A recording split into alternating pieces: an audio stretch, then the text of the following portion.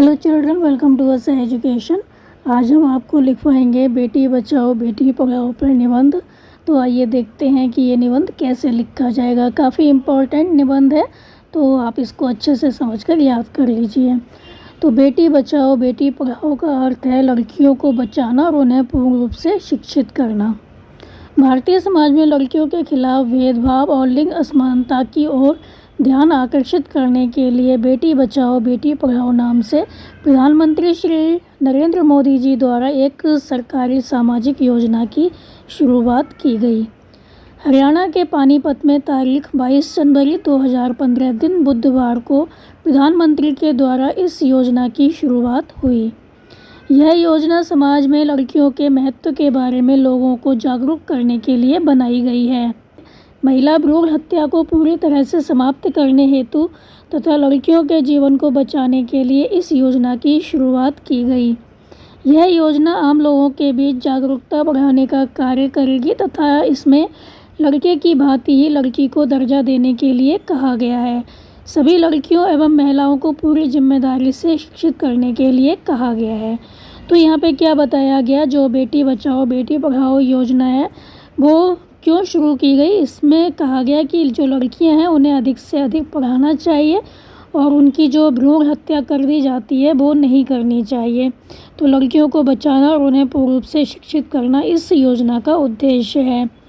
तो ये योजना शुरू की थी श्री नरेंद्र मोदी जी ने, जो लड़कियों के खिलाफ भेदभाव होता है उसको समाप्त करने के लिए।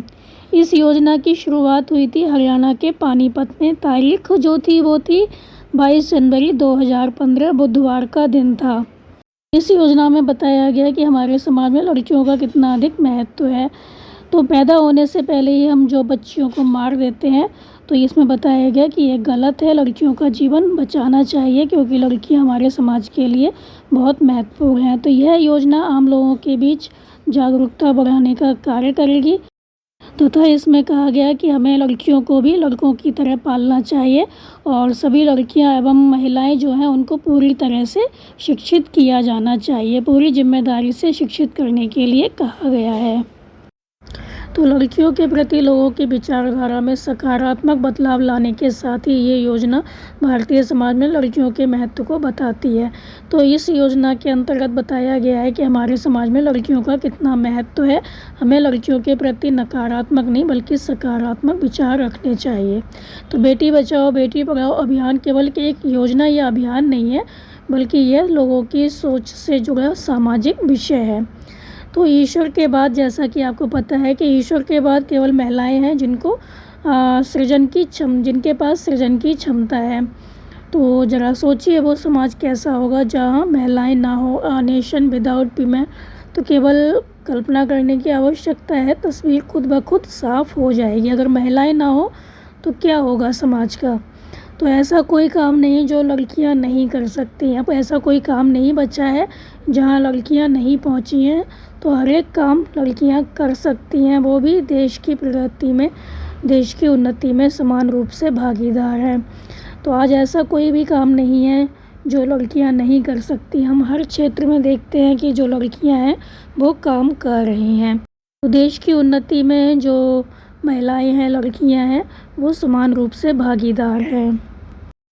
तो बेटियां जब पढ़ेंगी तो वो अपने खिलाफ हो रही जो बुराइयां हैं उनका जवाब दे पाएंगी, उनका सामना कर पाएंगी। इसलिए इस अभियान का उद्देश्य है कि हर बालिका को उच्च से उच्च, ऊंची से ऊंची शिक्षा मिले और उसके जो सपने हैं उनको पंख मिले, उसे सपनों के आसमान में उड़ने के लिए पर मिले, पंख मिले।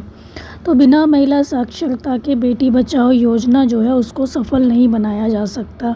तो लोगों को लड़कियों को बचाना और सम्मान करना चाहिए, उन्हें मारना नहीं चाहिए, उनकी भ्रूण हत्या नहीं करनी चाहिए क्योंकि वो पूरे संसार का निर्माण करने की शक्ति रखती हैं।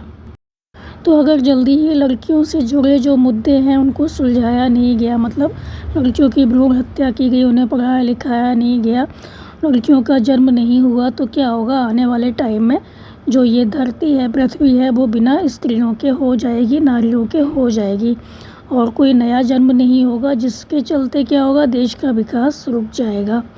अंत में हम यही कह सकते हैं कि बेटी बचाओ बेटी पढ़ाओ एक बेहद प्रभावकारी योजना है। तो इसके तहत पूरे देश में लिंग के भेदभाव को मिटाने तथा बेटियों को आर्थिक और सामाजिक दोनों तरह से स्वतंत्र बनाने का प्रण लिया गया है।